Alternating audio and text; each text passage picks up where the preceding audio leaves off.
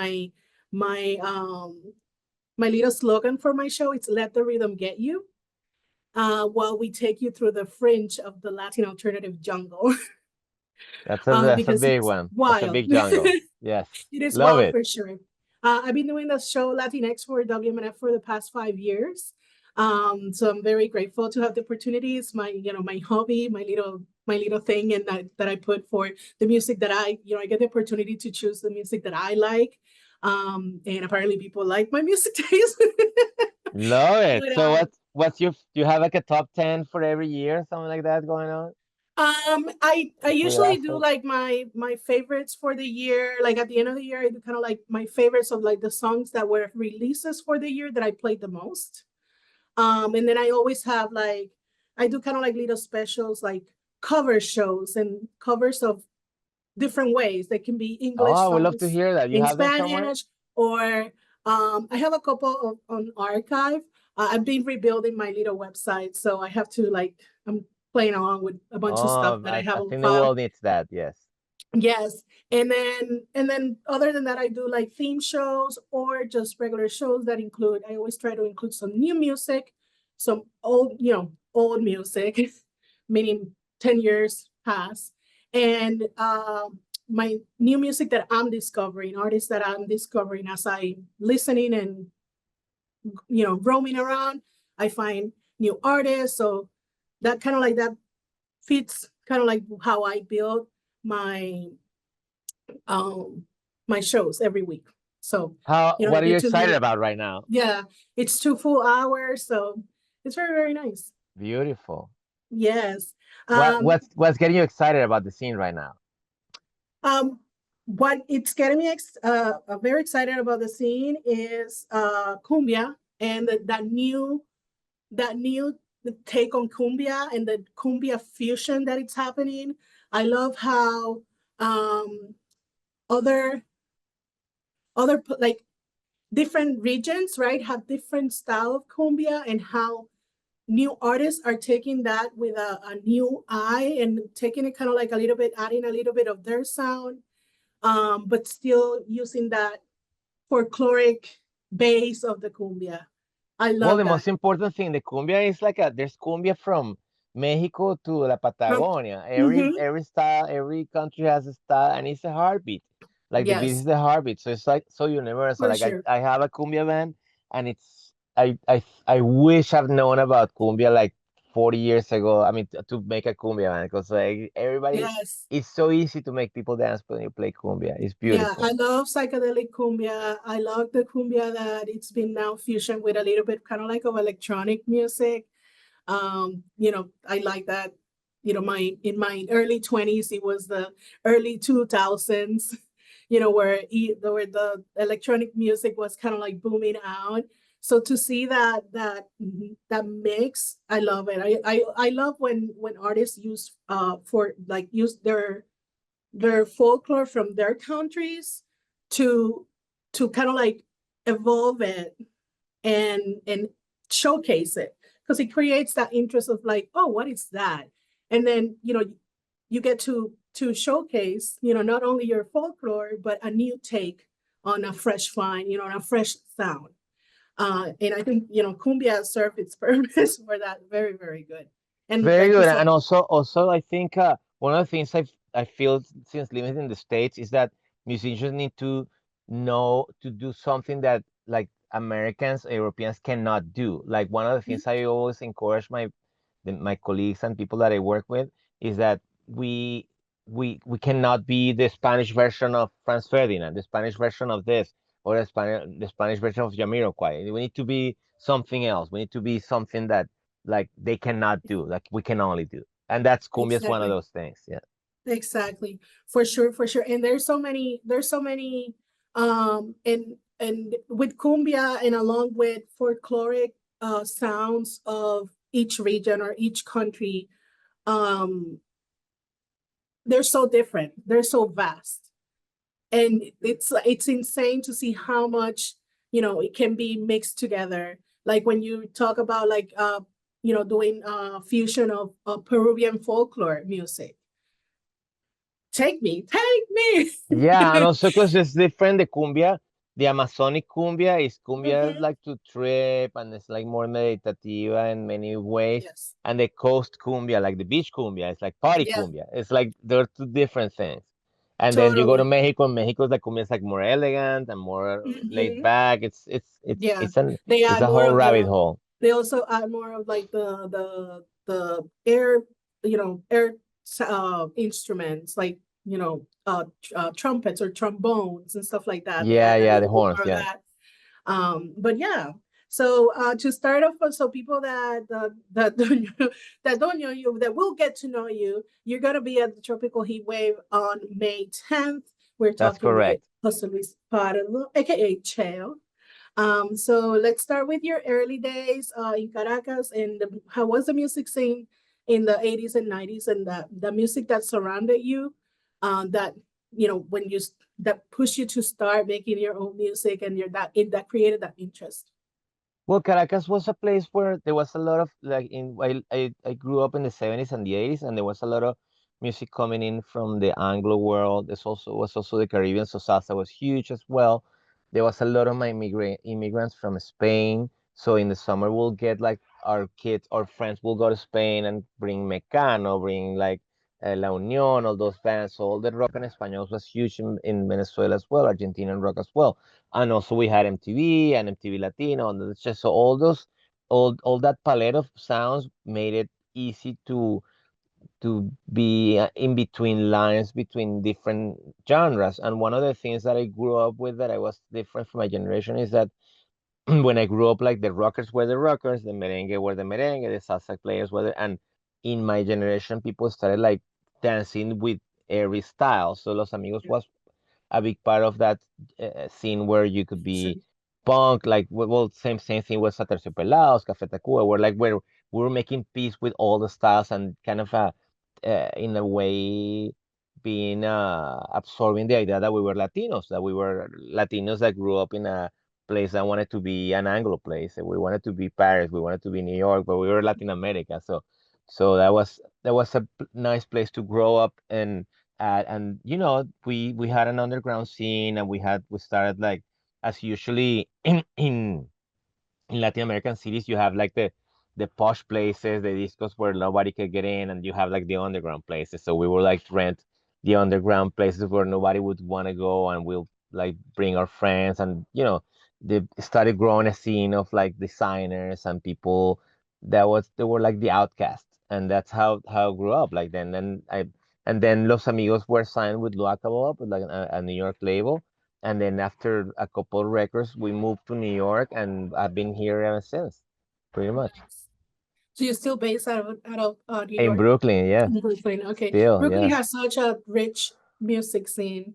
Oh my Um, God, yeah, it's especially incredible. It's for too much. especially for Sometimes it's that. it's very overwhelming. Yeah, indeed. It's very overwhelming for sure. Even for Um, me, that I've been here for a long time, it's like, okay, tonight, for example, there's a band playing bolero that I want to go see, and there's a jazz band that I want to go see, and there's another DJ that has a R&B party. It's like, oh my God, I don't even know if I want to go out.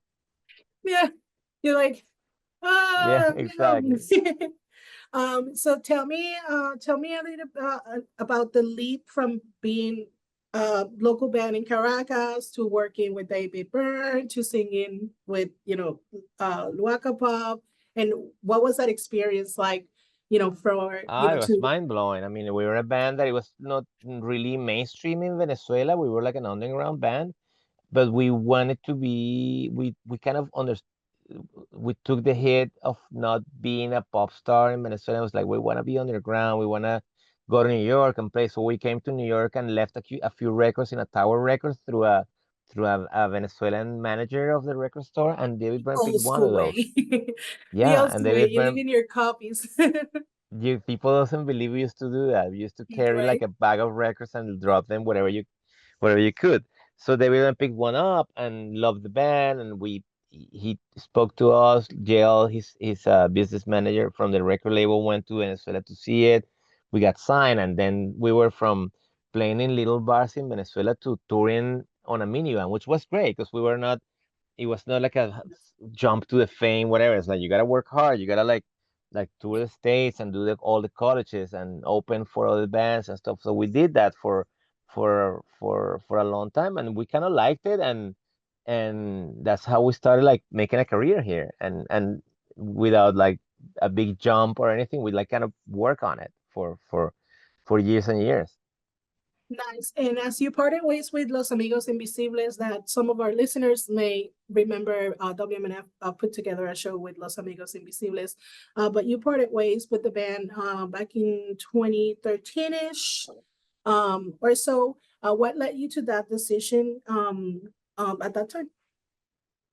I started like producing other bands. I left the band. I left Los Amigos for it was exhaustion, and we it was time after 25 years. I thought it was time. Like I just became a dad back then. I was like, okay, it's time to take a little break. And Yeah. then I started producing bands. I had my own studio where I'm right here and right now, and I started producing other bands. I produced Rawayana, Simon Grossman, many Le Garfield from Mexico, bands that started doing well. And at some point, I was like gonna produce a record, and the record fell apart, and I had like 2 months without anything going on. I was like, I'll just make a record. I'll just make a record of my own, and I started Yeah. making. I did that record, and the record Thomas Cookman, the record label from Nacional Records, put it out, and it did amazing. People was like, "Oh, we love the record." It's like, okay, I guess I'm an artist again. But it was like a happy accident. It was like an accident waiting to happen in a way. Yeah, it's part of the journey. You know, it's like Totally, what is yeah, it, yeah. It the was like I turn that took we a take in our journey to lead us wherever we have to go. But when exactly. we That's how speak, I feel it. for sure, especially with being for so long, it is a hard thing to to keep cohesive, and when you're working with for so many years, it's natural for one to want to experience other things or try Totally, other yeah, and things. And also like working in another bands, I learned to live the music through many eyes and many perspectives. Like the one band has an idea of what the music should be like, another one has another idea. So I like kind of got out of Los Amigos where I had like only one vision of the music, and working with so many musicians, only not only the bands, the people I work with in New York, they all have different perspectives, different rides, different journeys through the music. So being able to experience that was like a very lucky experience. I even like went to give music classes on a Montessori school, so that was part of the journey. So everything, all of that came together, and I'm now like not not don't take the trying to be a star, trying to be popular that serious, and I take the music I make more serious, but not the career to fame that I used to carry about yeah. a long time ago. Nice. So, after more than 30 years on the road, what Oh were some yes. of your favorite places that you performed? And have you got to share the stages with any idols of yours? Many Um, of them, yeah. Come on, I mean, I have had like a very, very lucky run. I One of the places I just mentioned, I remember that Tampa place, the State Theater, yeah. the State Theater very well. It was a really fun show, off the hook. I played. I mean, we were lucky enough to play with Roy Ayers, which just passed away, and I've been that memory has been very vivid lately because because it was an experience that we love. I've been able to play with and to work with many mentors. So the music is a whole journey that it's all I think about the stuff you make and the stuff you leave behind. No, that more than trying to chase something. No, there's a lot of the time is now in music.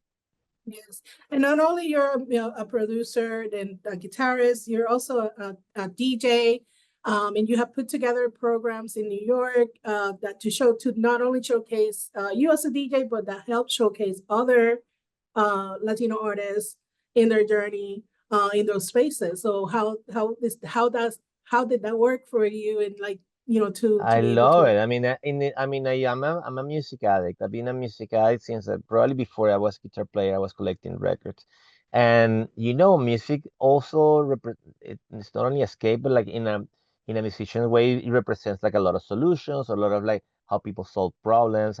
Sometimes you listen to a song, and you're like, oh, I want a song like makes me feel like that. I want to make one of those, and it's always like a very I get feed.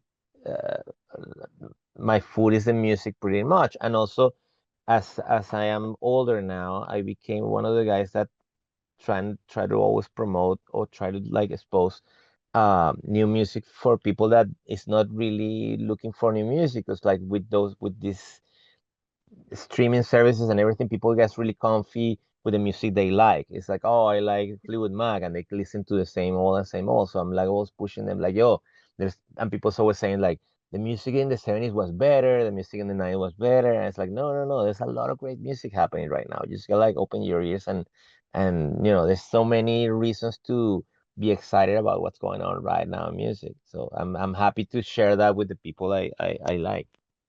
Yeah, and I think you're right on about that, about the how people get comfortable with the modality of digital music, because before you have to go to the record store and you have to go through and flip through things. So you have to do that a little more of a hard work where you Yeah, encounter I think yourself it's in natural. a more People wants to material feel way. comfortable. Yeah, people And wants that people. exploration, yeah, unless you're like more dedicated as a music fan to something, you just get comfortable, you like let it repeat there, whatever, you become like that zombie of that top 10 songs on. Yeah, and the radio is a great spot for that. And your radio is amazing. I see the programming and the idea that there's many bands that are gonna be. It's gonna be great festival, and none of the bands are mainstream famous. It's just wonderful. It's like the one of the Yeah, things that I love about touring in the States, and because Latin American people gets more excited when the bands are in the media, they're like, oh, that band is in TV, I'll go see it. yeah, But here, people just, I think, like, I went through a journey in the music where people would go to see a band because they read a good review or somebody recommended it. Doesn't matter if they're famous or not. And that's just wonderful about the scene here in the States. yeah. And with that, tell me about your current musical endeavors and what bands and projects are you involved with now? Okay, as a musician, I mean, we have the Cheo as a band, the artist as a band, the same Vortex. We have like a collective going on here. The same Vortex have a band called that plays salsa called Cheo and los Consentidos de la Casa, which started like a commission for a place that wanted like an orchestra. So I wanted to have the same Cheo band, but not everybody could. So we have like a vortex of another musicians that all know the same songs. We also have Lokovic, which is a cumbia, a psychedelic cumbia band, and also have Los Paraíso, which is like a Venezuelan kind of jazz trio. So yeah, there's a lot of music going on. We have a studio behind me where we record every week. We're always making music and putting stuff out. So it's like a very lucky environment where a lot of people come in and out, and everybody feels that we're doing something useful, and it's Yeah. gonna like it's gonna be left for generations. Yeah, you're keeping a creative We try to, yeah. turnaround. We'll we'll Yes, for we'll, sure. we'll make money one day, but we're making a lot of music in the meantime. If not, your heart is full.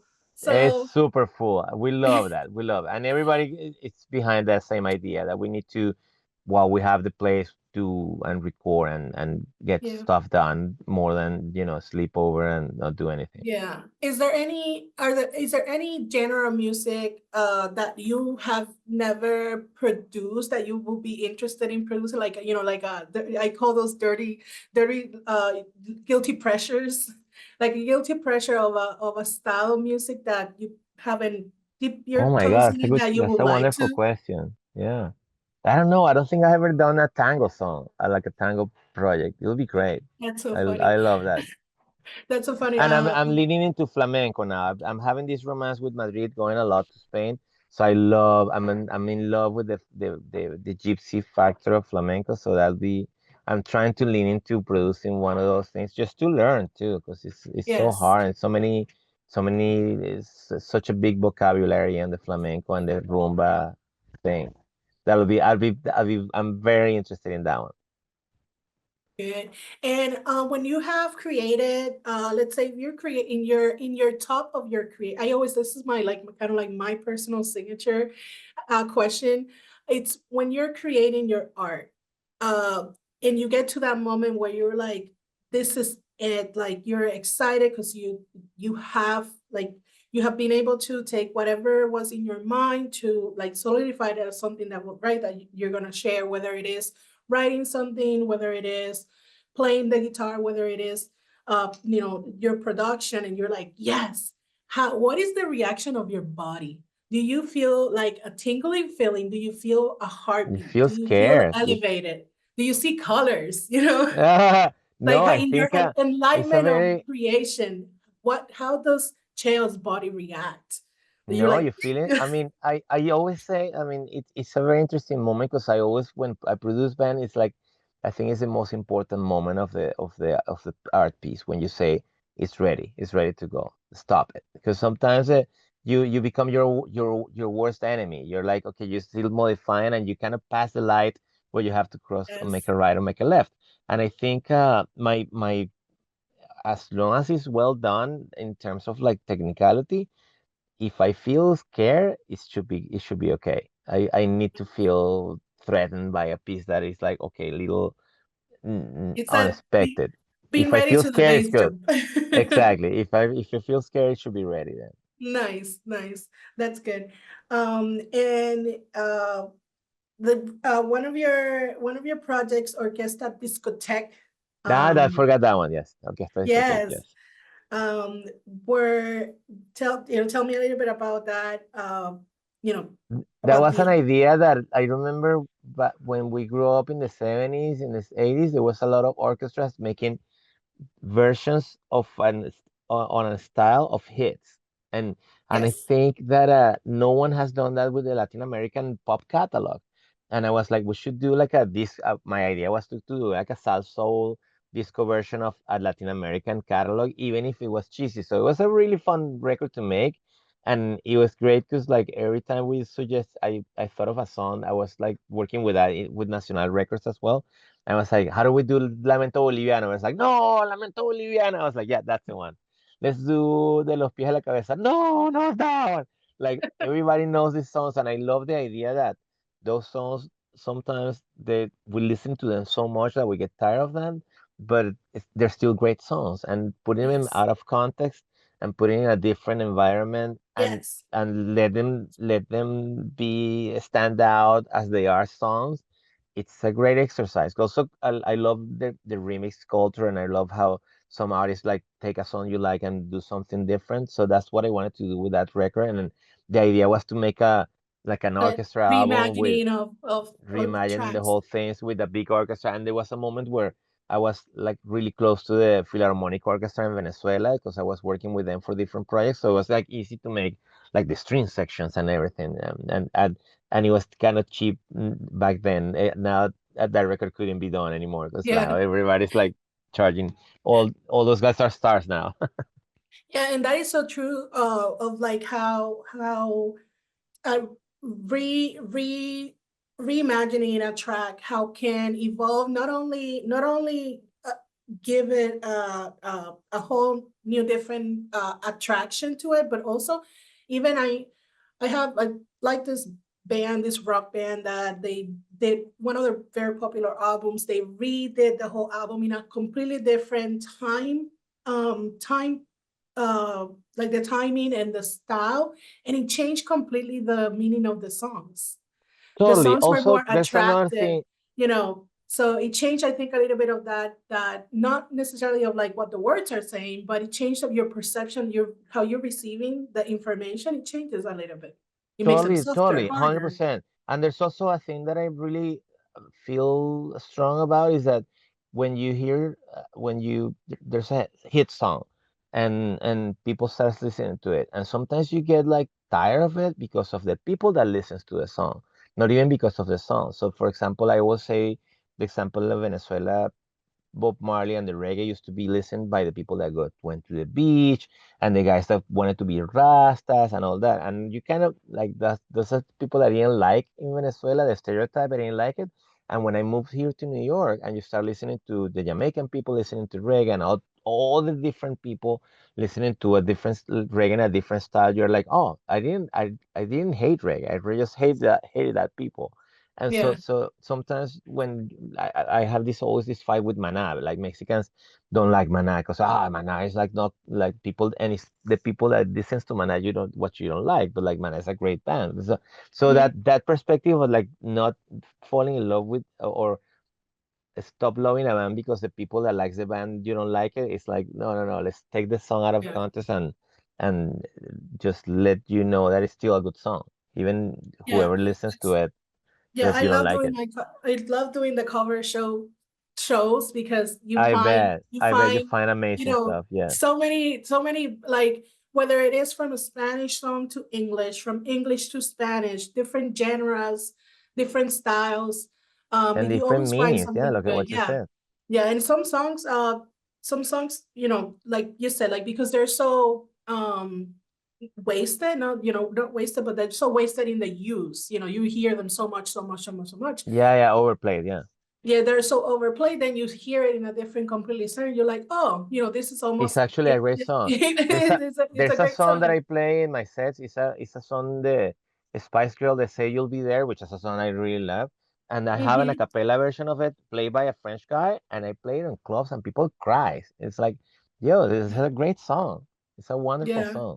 it is. What can people expect from your upcoming Tropical Heatwave presentation? Oh, it's exciting. Well, I Cheo show is more like it's like a ride through all my influences and especially through the New York perspective. We play some bolero, bossa nova, some disco, some house music, and a lot of salsa and a lot of boogaloo. And so it's like a ride of like a dance party. What would you would play if you were in a dance party in New York? A little bit of everything. Beautiful, beautiful. Yeah, it's a fun show. It is We'll gonna we'll be a look at. great time for sure, for sure, for sure. Oh Well, yes, and I it's won't gonna be take on the more of your daytime. It's gonna be time. great. Yes, I will let you go so you continue your We're practice. rehearsing Like, for your show. How we got